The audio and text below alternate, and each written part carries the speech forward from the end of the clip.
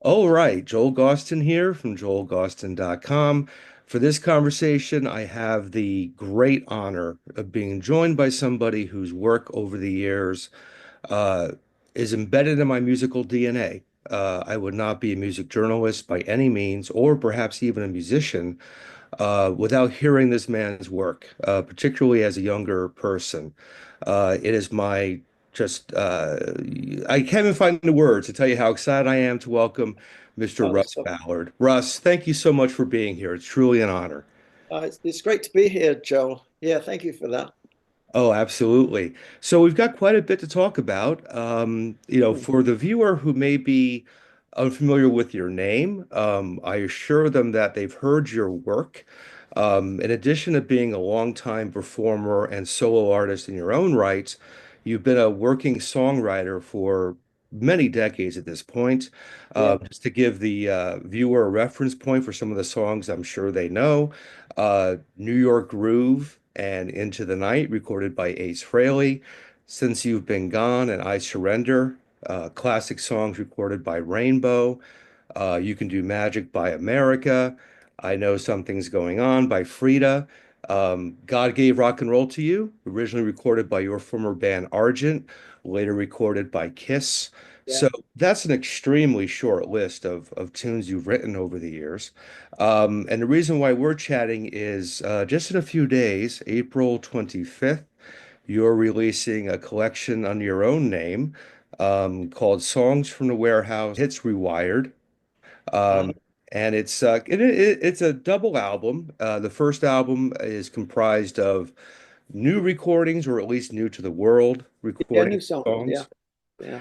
And the second part is a collection of classics you've written, Yeah. recorded in a modern context. So, first of all, my congratulations to you on getting this release out there. It's a wonderful representation of certainly your past, but I've always been a believer that the modern time is the most important era in anyone's creative process. So let's start there. Yeah, songs from the warehouse, the newer material. Yeah. How far back does that collection of songs go? When did you start putting those ones together? Most of the songs, half of the songs, I would say. I think there's 12. I would say five of the songs were written in the pandemic time, uh, and maybe one or two I had on the drive. You know, you go back and look at songs and say, "Oh, that would suit. That would suit. That would be a good idea." Whatever. So the rest of them are pretty new songs. Resurrection and Courageous were the last two I wrote. I wrote recently, very recently, and they seem to be the two that have been chosen as singles. But that you know, they're all coming out one after the other. They're all coming out, but yeah, I'm very pleased. You know, found some new ideas, new ways to write. I write mainly on the piano, which is great. I enjoy it. Hmm. It's always fun writing, Joel. Oh, I'd imagine so. And as far as the second half of this collection, those would be the classics that you've Yeah. re-recorded. You're singing on those numbers as well. What was the level of difficulty in selecting the numbers that comprise that part of the album? I just looked at the songs and thought uh, Winning that Santana recorded. I recorded first. I had that out as a single in 1975, and on the same album I had Since You've Been Gone, and I had that out as a single too. And then they were recorded by other people, became big hits 4 years later. Um, I just went through the songs and thinking, yeah, I'd like to do that. Winning was basically my story. It's my life story. The verses were about, you know, as a writer, you're always looking for new ideas, or you're looking for a vehicle to put into music, and that was basically feeling down, feeling low, things going wrong. You know, one day I was on the ground when I needed a hand, it couldn't be that found. I was so far down that I couldn't get up. One day I was one of life's losers, even my friends were my accusers. In my head, lost before I begun.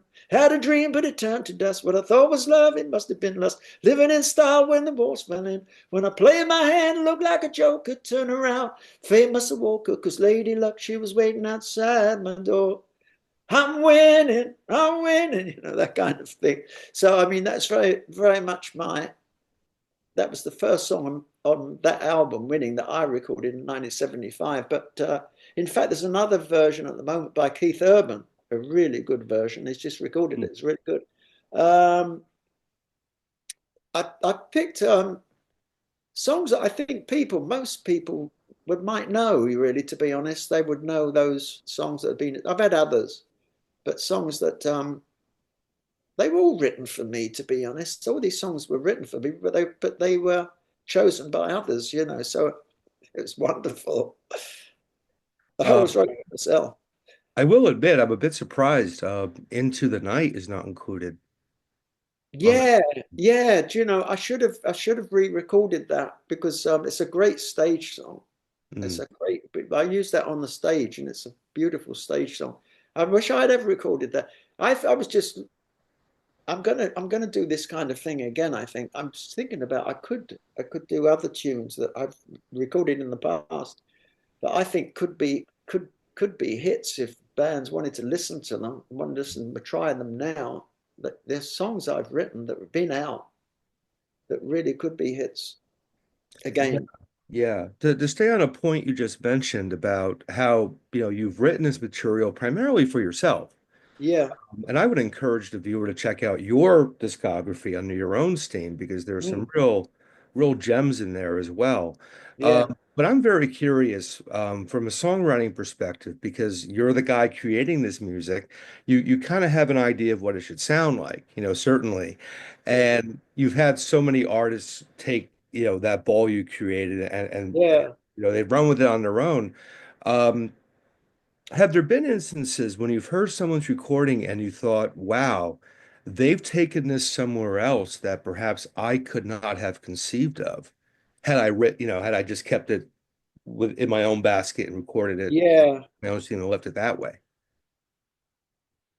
yeah, yeah, yeah. There was a song I wrote for Hot Chocolate that was number one. I didn't write it for them. I wrote it for me, but I say I wrote that they recorded. The fact is, when the Blue Eyed Soul thing was out, the Hall and Oates and Robert Palmer, Boss Gags, those kind of artists were out, and the Blue Eyed Soul thing was really cool, you know, at the time, and I liked it. Loved that groove and stuff, and I was thinking about doing an album like that, you know. I wrote this song called So You Win Again, and I took it to CBS, who I was contracted to then, you know, and said to the boss, I think I've got a really good demo here. This sounds like a hit song to me. And played it to him, and he listened to it, and he always thought of me as a rocker, you know, and that was going to be it, you know. And he said, "That's not for you. That's for a black band like that, you know.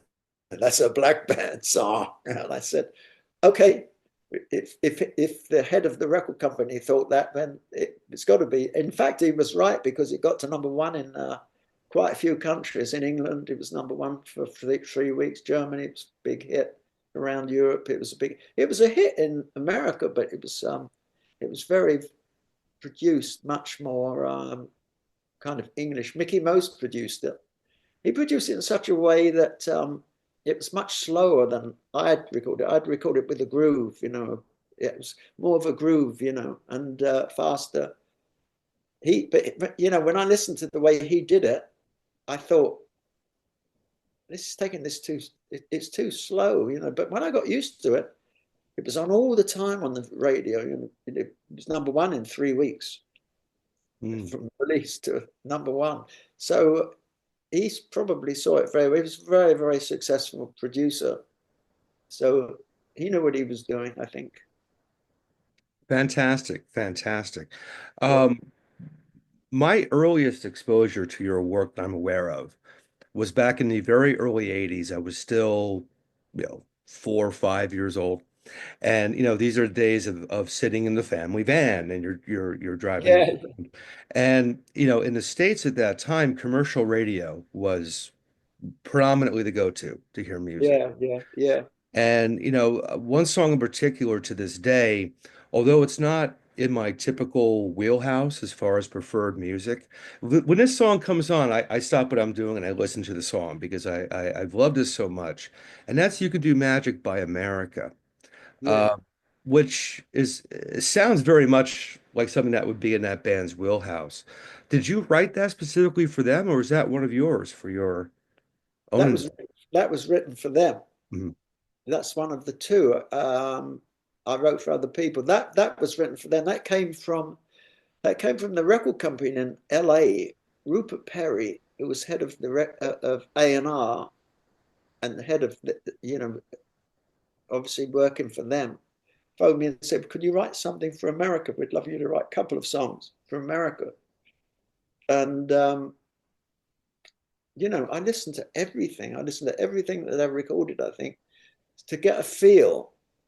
And it struck me that the one song of America's repertoire that everyone would know and everybody would say that's their best song. I think most people would say Horse with No Name, because it's nothing like it, but it's very hypnotic, the feeling. And I thought, if as a writer, writing for them at that time, anyone that could key in to Horse with No Name, have that hypnotic effect. So I tried to, as much as I could, to find the chords that would work for. So it's the same four chords, go right the way through the song. When they did Horse with No Name, there were two chords on the first part of the journey. Down, down, down, and look at one, two, down, down. They stay like that all the way through. Da da da da da da da da da da da da. I went through the desert on a horse wind. It was so hypnotic, do jump, jump, jump, do. And I thought, and that's what I tried to do with. I tried to think, what is hypnotic? What is that thing in front? That hypnotizes, that thing, repetition, that thing that keeps going backwards and forwards. And that's how I came to, yeah, to sing. Oh, you can do magic. You can have anything that you desire. Magic. And you're the one that can put out the fire. You know darn well when you cast your spell, you will get your way. When you hypnotize with your eyes, heart of stone, keep going. Da da da da da da da da da. And it seemed to do the job. Mm. And I thought, yeah, I was pleased. I was pleased with that.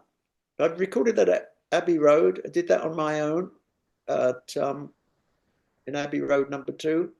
Just put down a Linn drum, acoustic guitar, a Rhodes piano, did some lead, just effects on there, and brought the boys in, Dewey and Jerry, and they sang it, and it was successful. Mixed it in Criteria in Florida,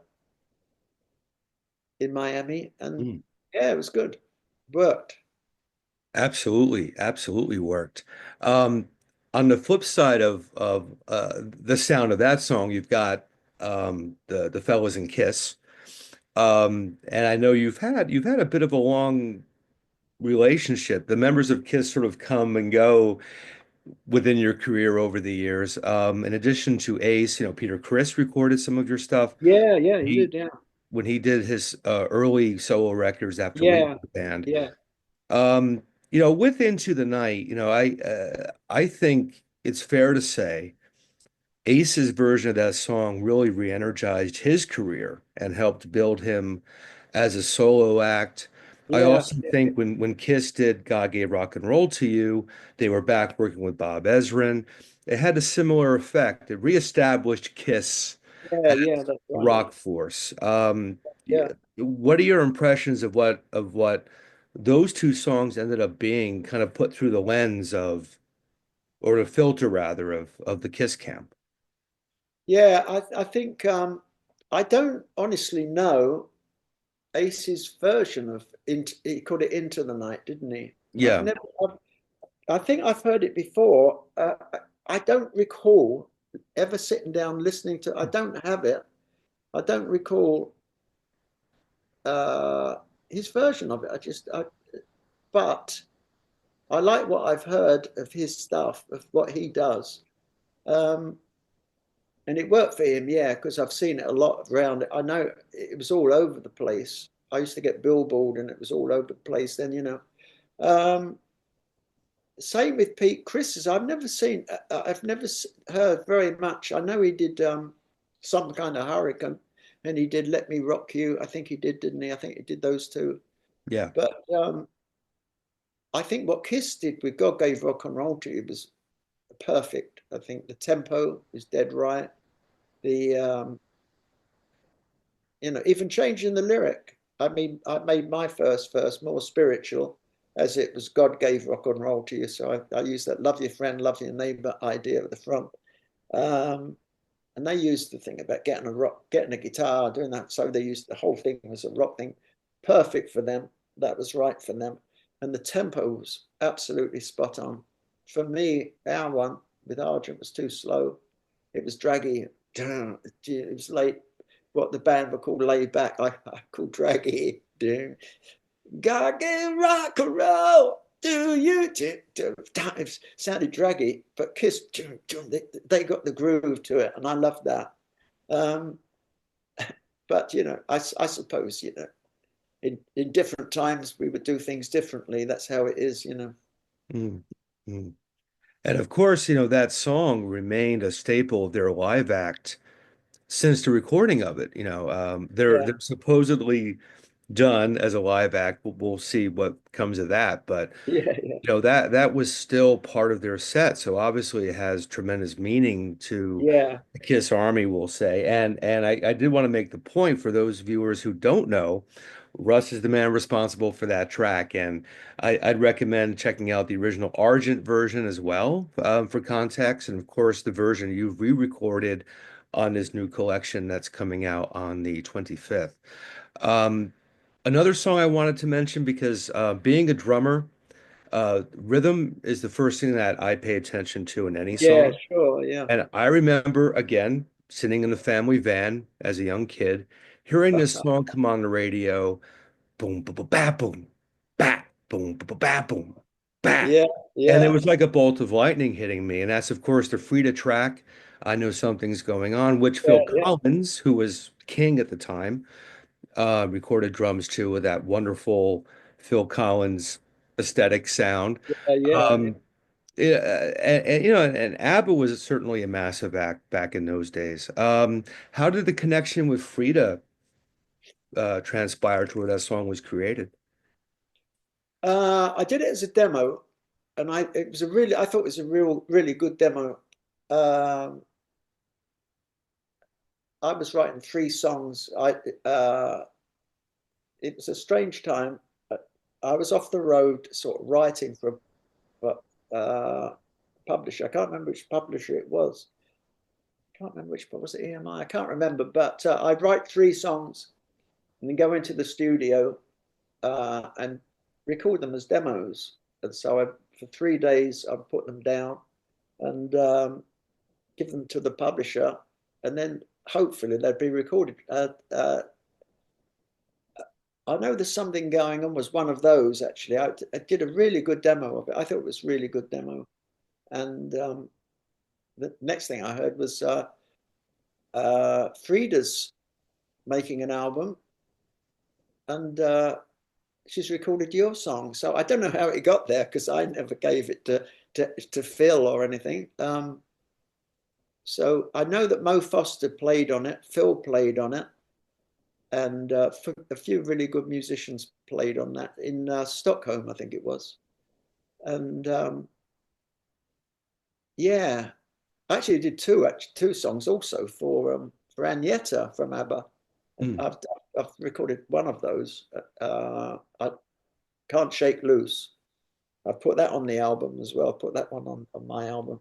Um, that was a hit. That was got into Billboard top 40. It was up there somewhere. Mike Chapman produced that. That was good. Um, I think. I have never asked Phil, you know, how he came to get the song. To be honest, I don't know. But I know that Frida wrote some sleeve notes saying on